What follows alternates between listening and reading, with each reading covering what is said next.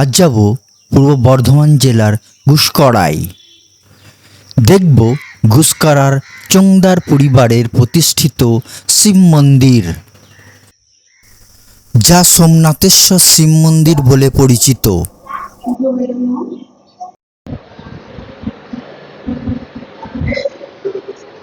মন্দির সম্বন্ধে হচ্ছে যে আমার যিনি প্রপিতামহ মানে আমার দাদুর বাবা স্বর্গীয় তারাপ্রসন্ন চোংদার এটি প্রতিষ্ঠা করেন এবং এটি বাণলিঙ্গ।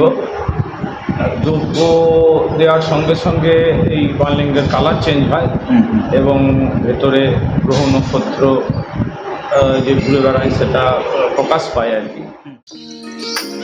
কুনুর নদী সিম সিম করে বয়।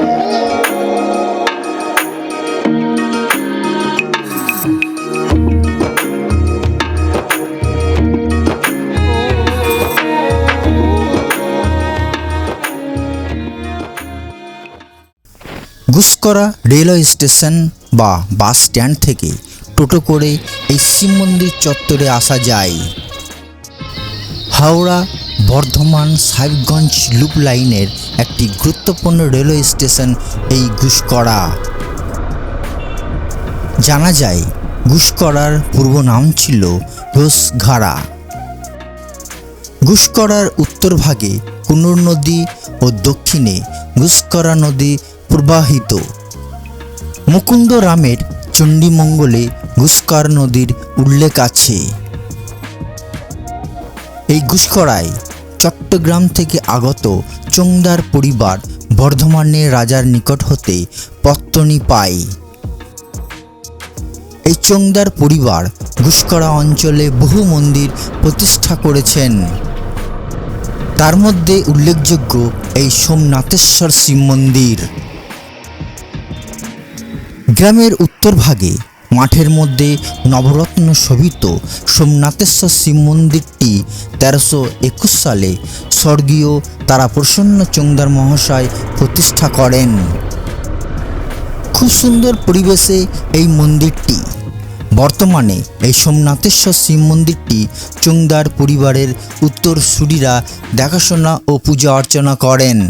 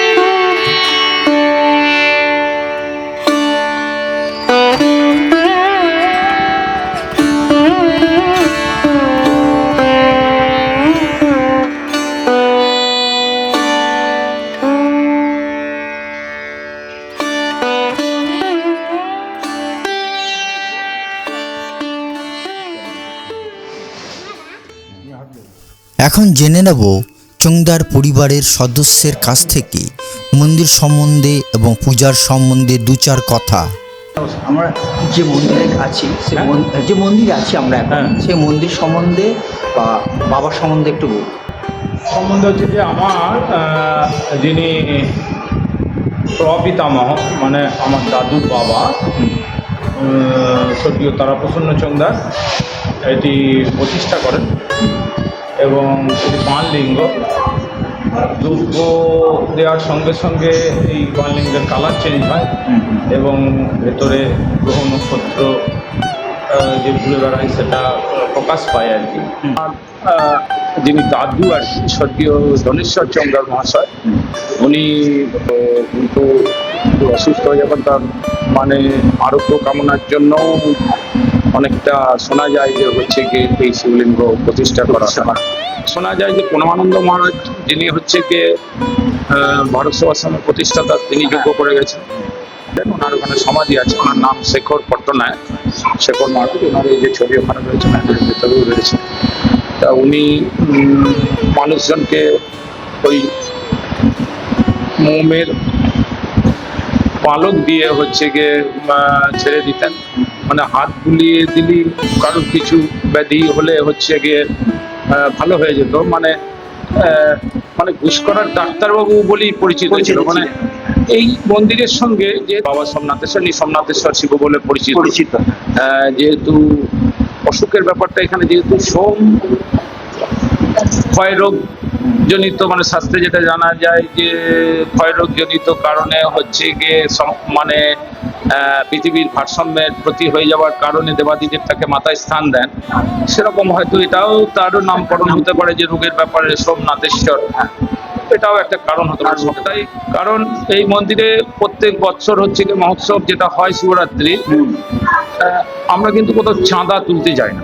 মানুষ যদি নিজে মনে করে, ঠাকুর তো দেবতা তো সবারই, সেই যদি নিজে মনে করে যে আমি 10 কিলো ডাল দিয়ে যাবো, অলওয়েজ ওয়েলকাম। কিন্তু বলা হবে না যে ভাই তুমি এটা দাও, দেওয়া সম্ভব হয় না, কিন্তু হয়ে যায়। আমরা যতটা পারি কন্ট্রিবিউশন করার চেষ্টা করি, মানুষজন আসে কন্ট্রিবিউশন করে। তো 7,000 মানুষ আসে মহোৎসবের। এখানে মুগ ডাল আতপ চালের প্রসাদ। আর তারপরে ধরুন বড় আকারে পুজো হয় শিবরাত্রির সময়। আর তার আগের দিন শিবরাত্রি, সেটা শিবরাত্রির পরের দিন। শিবরাত্রির দিন হচ্ছে যত ভক্তরা জল ঢালতে পুজো দিতে আসেন, সেদিন তো অনেকে অন্ন খায় না, সেজন্য আমরা প্যাকেটে করে লুচি, বাদাম, বাবার যে ফলমূলা দিয়ে হচ্ছে প্রসাদ পড়ে, সেটা কেটে ওর সঙ্গে মিশিয়ে দিয়ে প্যাকেট আকারে তাদের প্রসাদ ভক্তই আসে। এবং এখানে সবাই মিলে মন্ত্র বলে 4-5 ব্রাহ্মণ থাকে, মন্ত্র বলে বসে, যার জন্য একটু দেরি হয় এরকম হয়। তারপর নীল ষষ্ঠী হয়, শ্রাবণের এমনি তো প্রত্যেকদিন নিত্য সেবা তো আরতি এত আছেই। আমি ওই যে আমার যিনি প্রতিষ্ঠাতা তারাপ্রসন্ন চোংদার, তার ছেলে হচ্ছেন ধনেশ্বর চোংদার, তারই আরেক ছেলে, ছোট ছেলে হচ্ছে উত্তমেশ্বর চোংদার, তারই ছোট ছেলে আমি দেবনাথেশ্বর চোংদার। আপনার নাম দেবনাথেশ্বর। হ্যাঁ, আমরা যদি একটু পুজো দিতে চাই, যদি বাইরে থেকে কেউ আসে, সেই ব্যবস্থা পুজো মানে বাইরের যদি কেউ আসে, জল তো দিতেই পারে, যে কোনো দেবে। মানে আমার আবার একটু সন্ধ্যেবেলার টাইমটা একদম ফিক্স থাকে যে আমি 6টার মধ্যে আসবোই আর কি। হ্যাঁ, দিকটা একটু মানে টাইম ফ্ল্যাকচুয়েট হয়, কখনো 10টা, কখনো 10:30, কখনো 11টা। ভোগ তো কিছু দৈনিক ভোগ বলতে আমাদের হচ্ছে চিড়ে, দই, কলা, মিষ্টি, এটা বাবার ভোগ হয়। হ্যাঁ, এটা বাবার ভোগ হয়। সন্ধ্যাবেলায় ফল, মিষ্টি, হ্যাঁ, এই দিয়ে হচ্ছে সন্ধ্যা আরতি। আর বিশেষ পায়েস, লুচি। আর মাসে 2 দিন এখানে হোম হয়, মাসে 2 দিন হোম হয়। একটা হচ্ছে কৃষ্ণপক্ষের চতুর্দশীতে, আর একটা হচ্ছে শুক্লপক্ষের চতুর্দশীতে। পারিবারিক হোম বলতে শিবরাত্রির দিন একদিন, নবমীর দিন একদিন, চোদ্দ সংক্রান্তির দিন একদিন হোম হয়। এটা পারিবারিক। হ্যাঁ, এটা পারিবারিক হোম হয়। আর এই যে কৃষ্ণপক্ষের চতুর্দশী আর শুক্লপক্ষের চতুর্দশী, এটা কিন্তু ইন জেনারেল সবার ইচ্ছা সার্বজনীনভাবে কেউ যদি আসে, সে যদি নিরামিষ খেয়ে থাকে না, হ্যাঁ, যে কোনো চতুর্দশী মানেই শিবরাত্রি। আর ফাল্গুন মাসে বা মাঘ মাসে বা চৈত্রের প্রথমের দিকে যে শিব চতুর্দশী হয় আর কি, সেটা মহাশিবরাত্রি। বাদ বাকি শাস্ত্র মতে যে কোনো চতুর্দশী হচ্ছে শিবরাত্রি। তো সেই জন্য চতুর্দশীতে আমরা ওই কেউ মানুষ এলে আহুতিটা দেওয়া হয়, বহু মানুষ উপকৃত। কিন্তু এটা একটাই। ঠিক আছে, তোমরা যে আমার সঙ্গে কথা বলে খুব ভালো লাগলো, আমাকে অনেক দিন ইনফরমেশন দিলে। হ্যাঁ, নমস্কার। ঠিক আছে, নমস্কার।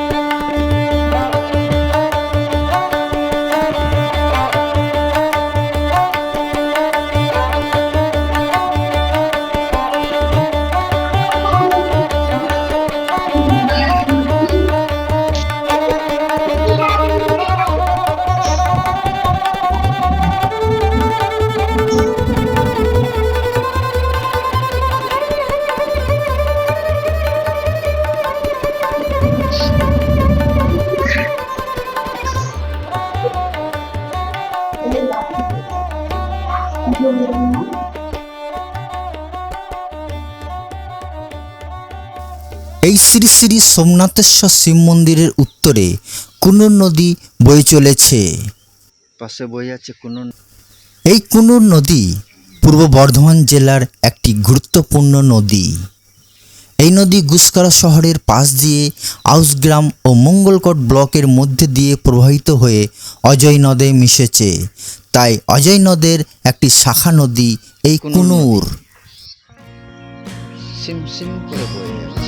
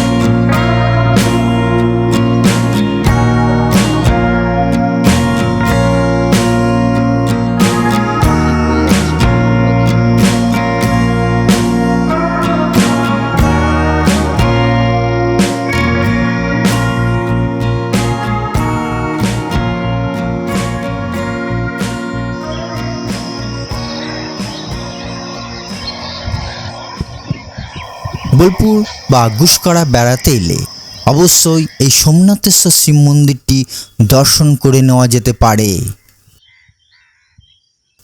ভিডিওটি আজ এখানেই শেষ করছি। আমার ভিডিওটি যদি আপনাদের ভালো লাগে অবশ্যই বেশি করে শেয়ার করবেন, কমেন্ট করবেন, সাবস্ক্রাইব করবেন। ধন্যবাদ।